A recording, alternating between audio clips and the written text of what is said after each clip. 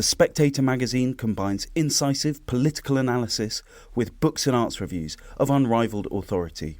Subscribe today for just £12 and receive a 12-week subscription in print and online, plus a £20 Amazon gift voucher, absolutely free. Go to spectator.co.uk/voucher.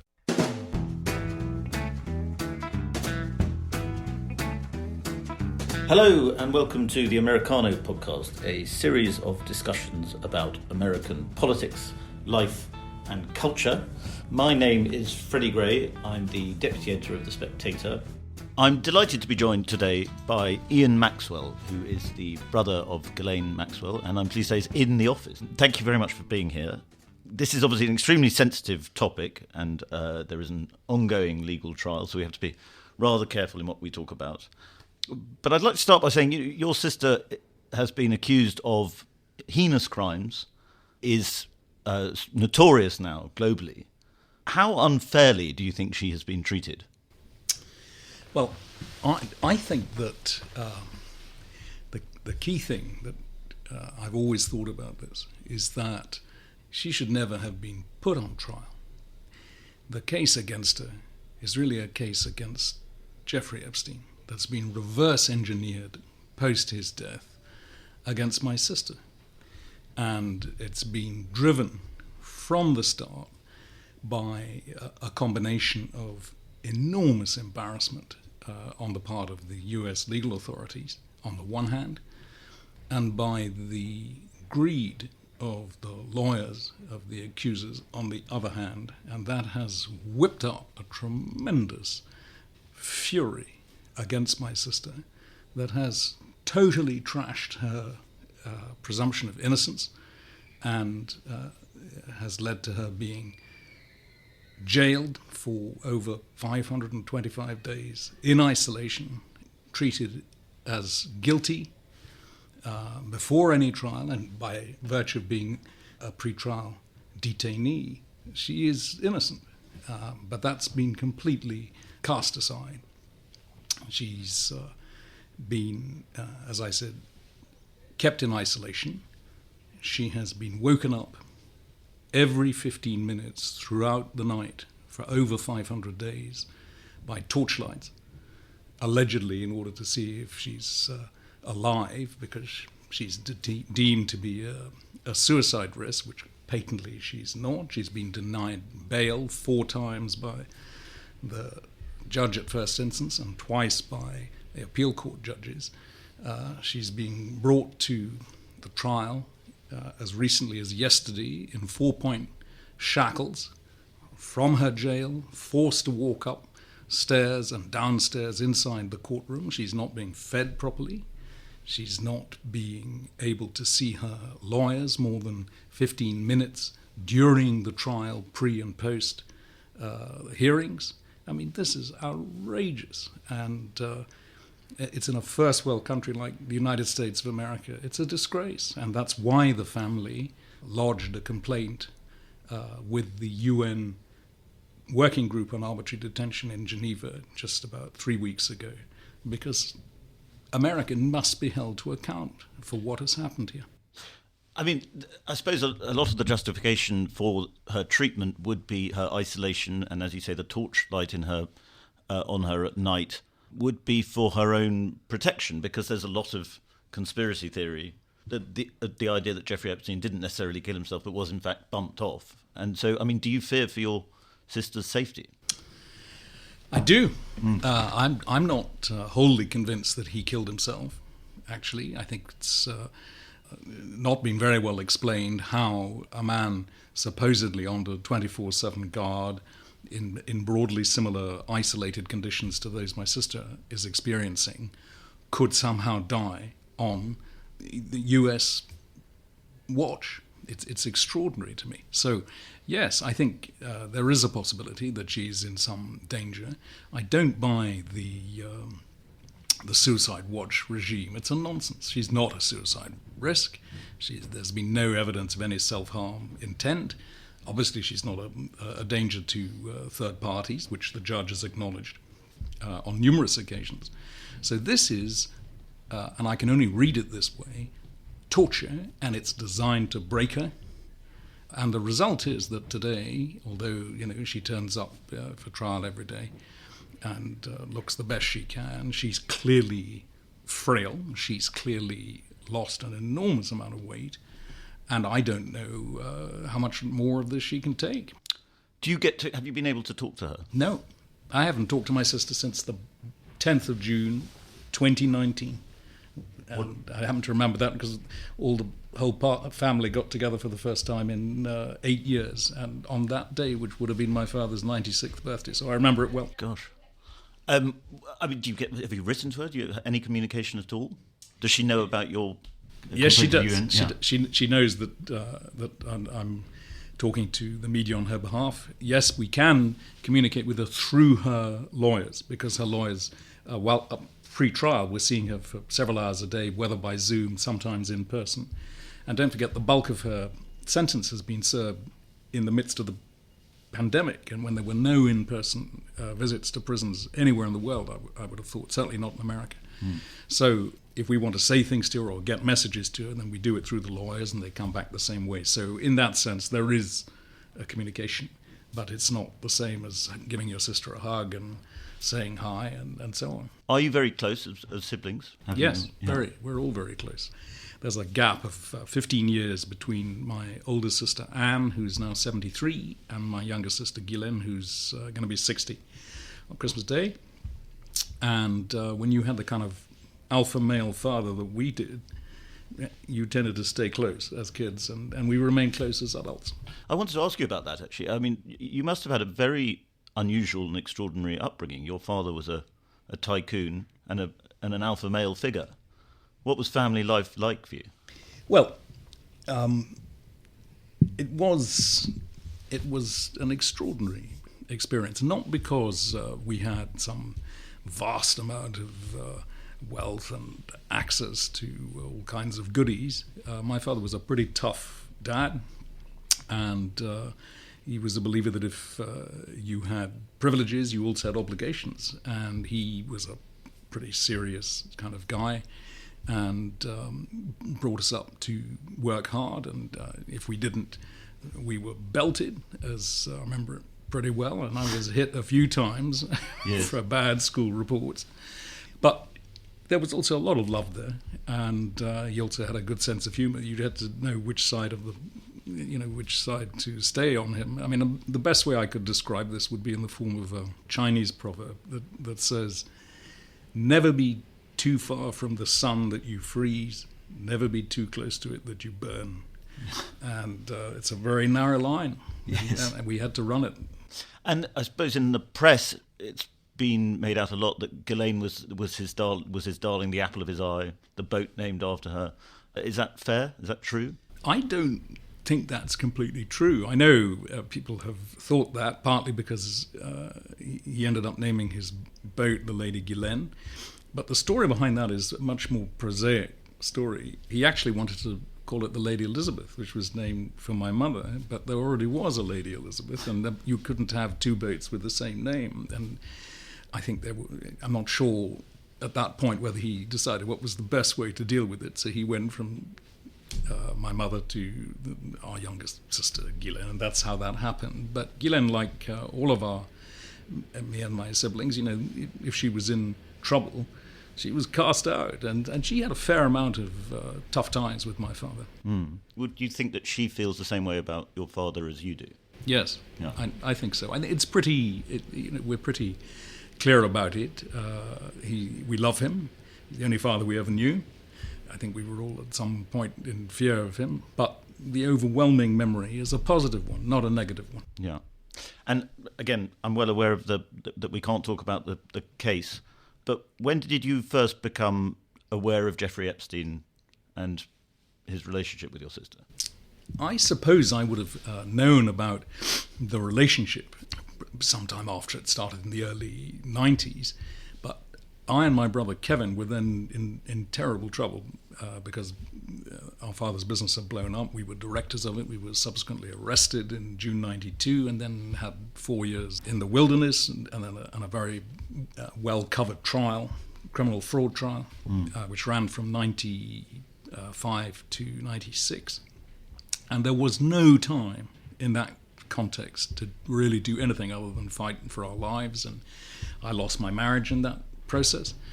And I didn't see very much of my sister during that whole period of time. I couldn't travel. Our passports had been taken and so on. And only when we were acquitted in January 96, finally we flew off to America to see Ghislaine, and she effected a number of business introductions for us. And on that occasion, I remember meeting Jeffrey Epstein for lunch with Ghislaine and with Kevin. And I have to say, I didn't warm to him. He didn't strike me as he was a bit of a cagey character, clearly intelligent, had a certain charisma. But he was somebody who took things from you rather than gave things back. He's not a man, not a very clubbable man, not a man you want to go and have a drink with. Yes. And that was the only time that I met him. And could you tell that your sister was, I mean, one of the versions of this story is that your sister was totally besotted with him. Did you get that impression? Not by the time I met him in 1996. I guess that relationship had been ongoing already since, 92 for sure. And therefore I think it had passed its apogee, if you see what I mean. So I didn't get that impression when I was there with them. But, I've now seen photographs that have been released during the course of this trial, although I don't know what the dates are on them, but I'm assuming it would have been very early in their relationship, and it's clear that she was very fond of him. I mean, I don't want to be all sort of cod Freudian here, but there have been a lot of suggestions that she was attracted to him because, like your father, he was rich, powerful, and frightening. Well, I can see that's a relatively easy jump to make.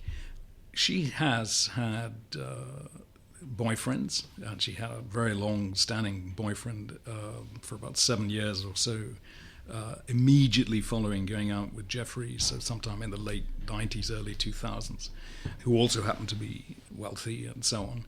She's somebody who grew up with a demanding father, intelligent. She was present at constant dinners and lunches and social events where she met a lot of very interesting people, some of them wealthy, some of them just brilliant scientists and so on. So she was used to being with intelligent men whom she could respect and so on. And inevitably in those kind of circles there's a lot of money at the same time. So I don't think that it follows that she went directly from my father to Jeffrey as a sort of clone. But, if it hadn't been Jeffrey, it would have been some other rich, intelligent man. But she's also clearly a very attractive figure in her own way. She had a lot of charm over people. She had a lot of hold over a lot of powerful and influential men. I don't know if she had a hold. I think she was she's an attractive girl. She's well educated. She had good conversation. She had a good network. She had a good brain. She made a lot of herself.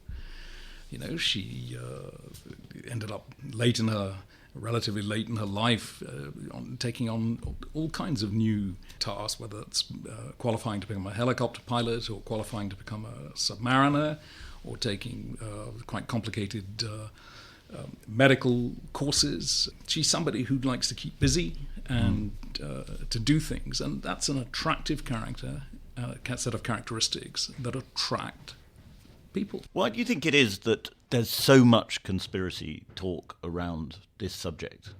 I mean, your father was, I think it's now established that he had links with Mossad, and that seems to play into theories about your sister and Jeffrey Epstein. I mean, do you buy any of the theories? As between conspiracy theories and cock-up theories, I'm a cock-up man, and I always have been. I think conspiracies are really difficult to mount. I think they are complex ideas. What is a conspiracy? It's a meeting of minds. That's the fundamental idea behind a conspiracy, certainly in the law. And it's therefore, you've got to imagine how these things can possibly happen. People have to sit around and talk and agree and plan and so on. That's not my experience of life.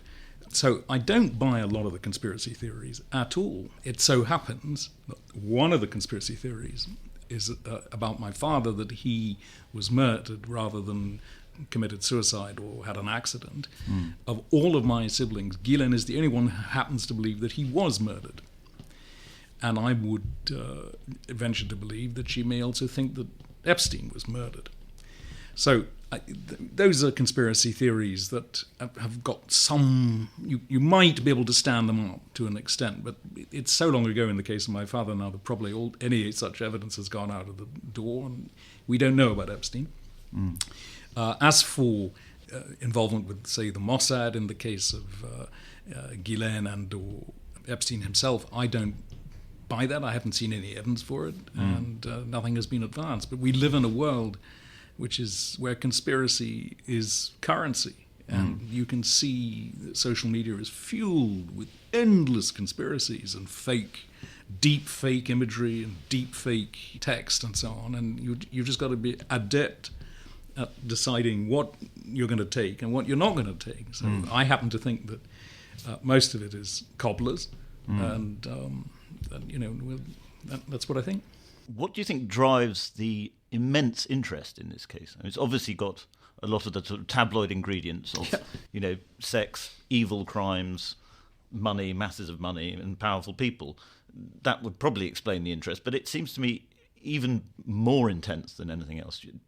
Can you put your finger on what it is? Well, I think it also, of course, has a royal ingredient just to complete that pack of cards, if you want. And, we're coming through we're still in the midst of this COVID situation, and it's just something else to keep people interested by. I mean, I think the money really is at the base of it, because we now know that something like $125 million has been paid to something like 120 girls or accusers by the Jeffrey Epstein estate. On that basis, it is likely that their legal teams will have collected something like $60 million on the basis of no win, no fee type percentages.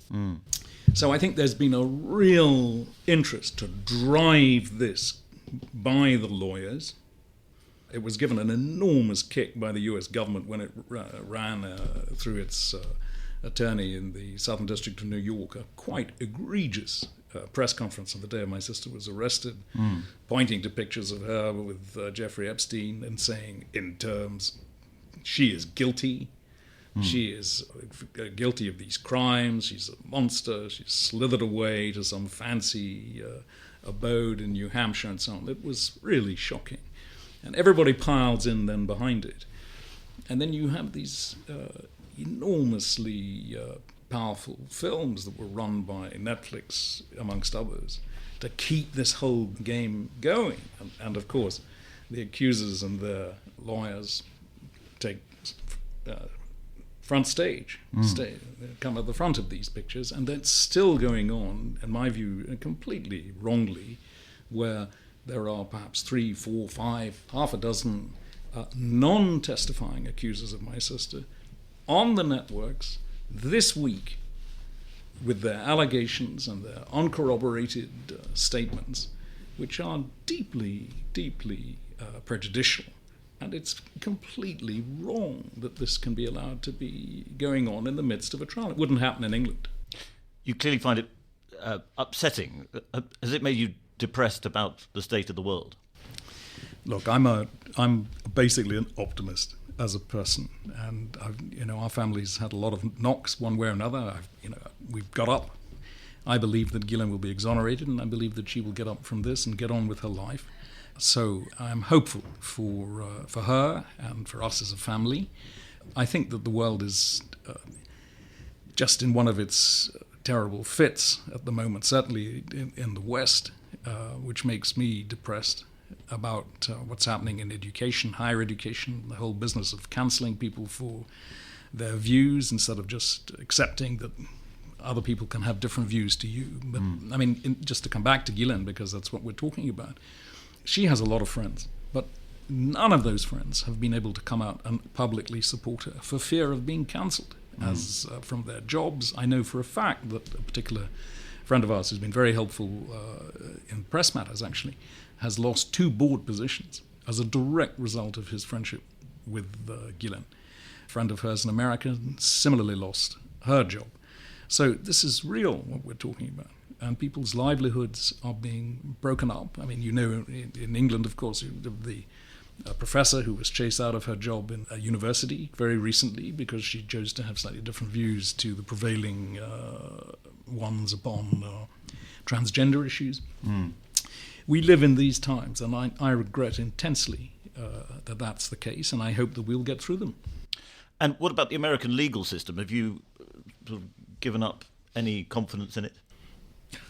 Well, let's see what the jury have to say. I mean, thank goodness we do have a jury. My view is, has that jury been so poisoned by the plethora of negative comment for the last 2 years that it's unable to reach an impartial decision based only on the facts in front of them? On the assumption that they are able to do that and that my sister is acquitted, then I will be able to say that justice has been seen to take place. But actually, a system where my sister was refused bail on 4, 5, 6 occasions, where she's banged up 500 days in isolation, where she has to wear shackles at trial, where she's not properly fed, clearly there's something wrong with that system. And I know that if she is acquitted, one of the things that she wants to use her experience and her fame, if you can call it that, is to put it to the use of trying to improve the conditions of pretrial detainees, because it's just disgraceful what's happening. And finally, I quite understand if you don't want to answer this question, but you suggested earlier that your sister believes that Jeffrey Epstein didn't kill himself, and you think there might be something in that. If he was killed by somebody, who do you think it would have been? Or who was behind it? No, I'm perfectly happy to answer that. I do happen to think my sister does think that he was killed. I'm content myself to rely on a suicide, but it doesn't really matter, the man's dead. Your second question as to who would have killed him, that's an open matter. One of the whole set of conspiracy theories and allegations about this whole case is that there are other men who have been involved and were also basically involved in criminal activities with underage girls, although that's never been proved. There's a famous case coming up between Alan Dershowitz, the well-known American lawyer, and Virginia Giuffre, who is also the accuser of my sister and of Prince Andrew. So we're going to see that's going to be tested in the coming months next year. I don't know who would have knocked Jeffrey Epstein off. Well, Ian Maxwell, thank you so much for joining us and for talking to us about this difficult subject. Welcome.